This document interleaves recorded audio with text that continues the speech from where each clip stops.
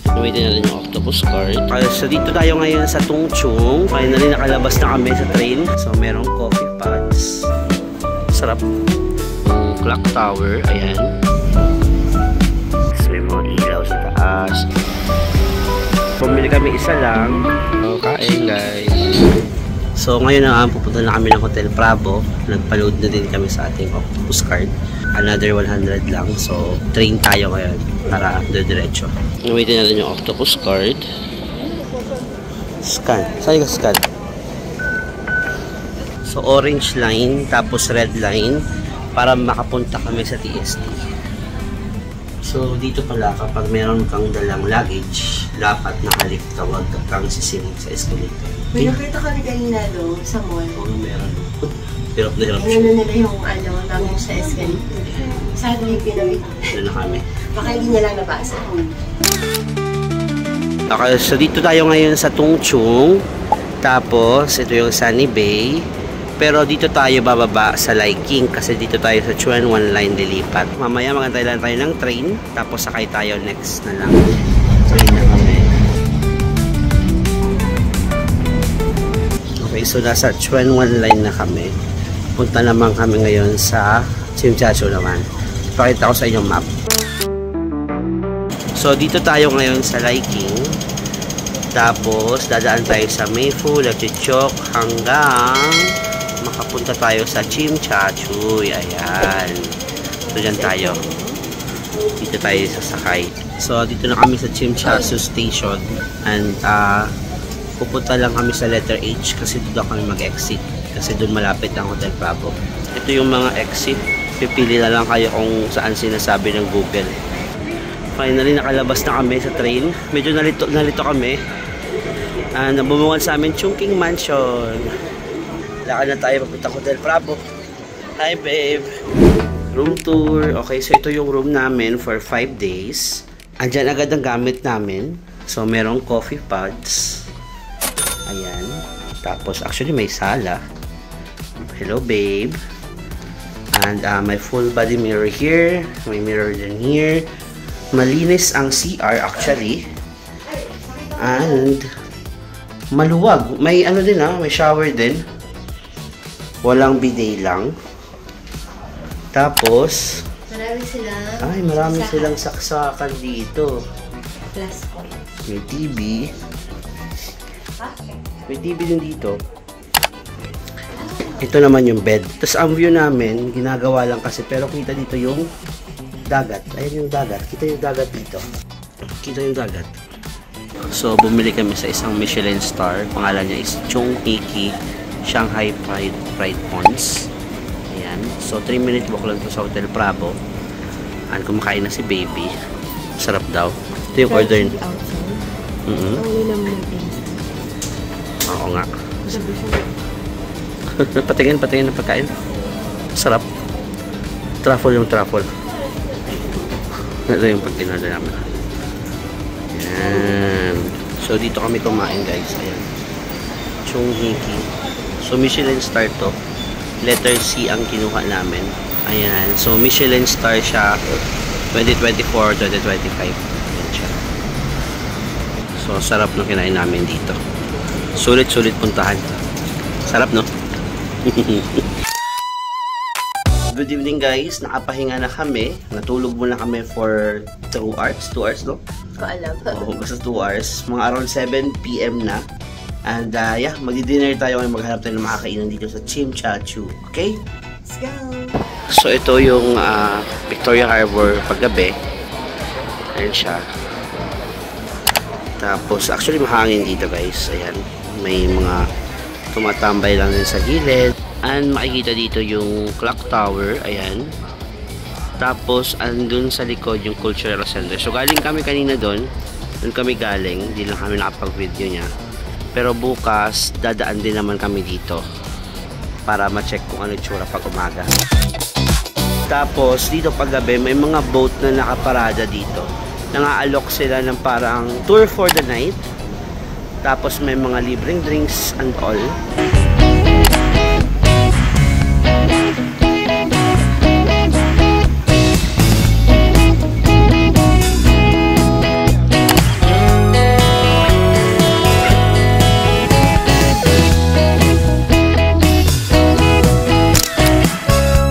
So nilalakad lang namin yung buong baybayin na to.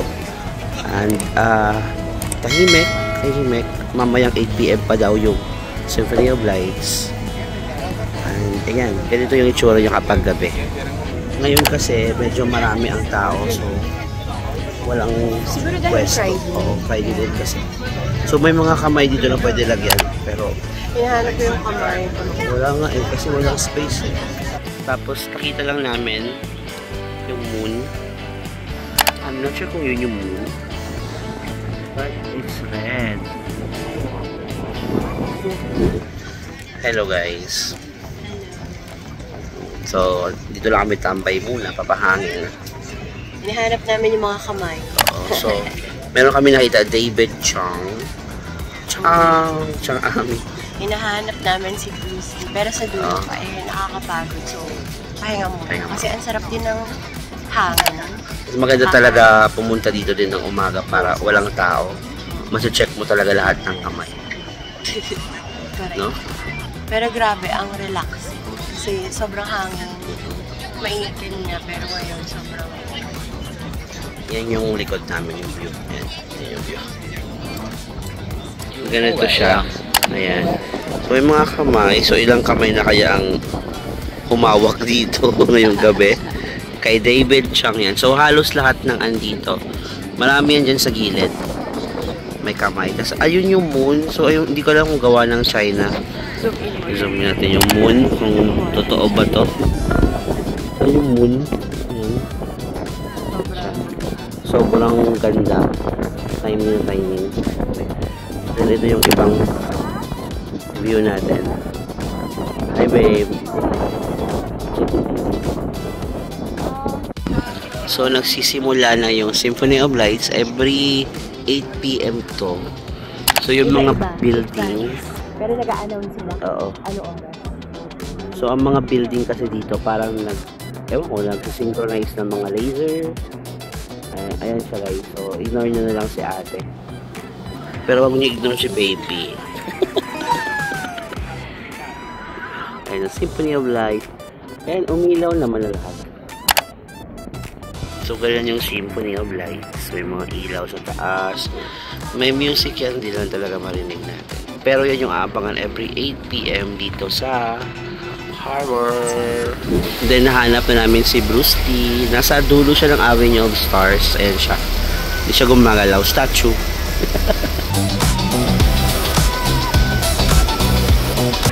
So ito yung famous na Mr. Softy ng Hong Kong. So bibili tayo dito. So ito siya, bumili kami isa lang. Hello, titikman natin kung ano lasa, di ba babe? Ikaw muna baby. Kahit namamagala lang. Okay, go.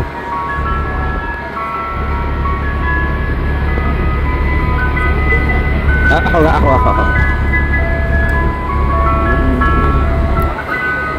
Verdict, masarap siya, di ba babe? Sarap, sulit. Pwede nyo matry. Random siya eh, so kung saan-saan lang siya sumusulpot.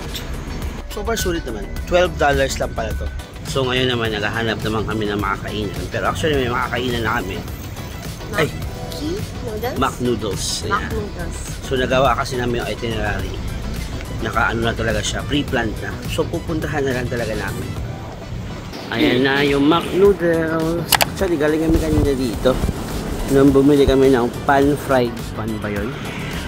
Ayan, so dito kami. So, nasa Mac Noodles kami. So, ito yung ambience niya, guys. Ayan. So, Michelin star din siya. Ay, babe. So, ito na yung complete food. May gulay din. Hi, babe. Kain. Hindi ko alam kung anong gulay ito, pero ang sarap niya.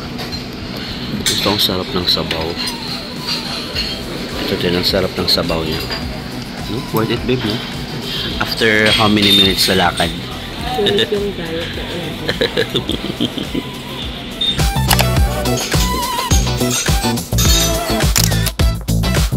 So dito kami kumain sa Mac Noodles. Michelin star to, kaya masarap talaga. And grabe ang sarap. Dan na kami kumain. Sobrang sarap, guys. Sulit din. Hindi ko alam yung gulay. Ang kapal ng stem niya, pero ang sarap. Tapos, yung... Tapos in fairness, mag-end na yung first day namin, pero hindi pa kami nasuot. Oh, wala namang ganun dito. Tapos yung dimsum, ang fresh, grabe. Ay, sige, tingnan namin. So, dyan guys, natatapos ang first day namin dito sa Hong Kong. And so far, masaya siya, di ba? Hindi naman... Nakakapagod siya, pero sobrang saya. Ang saya-saya ng mga puso na. So, pwede nyo gayahin ang itinerary namin. Tapos, tsamba lang din na maaraw ngayon, hindi ganun kainit. May mainit na part, pero malamig kasi ang hangin doon sa Hong Kong.